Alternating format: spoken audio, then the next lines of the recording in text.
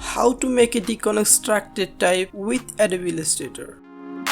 Right click, create outlines, and create a rectangle tool and draw over here. And go to Object, Path, Split into Grid. Number 10, OK. Select all pathfinders, click.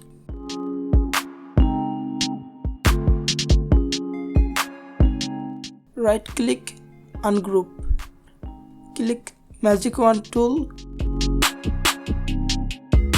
Click and delete. Alt and drag. Select bottom and delete. And repeat the process.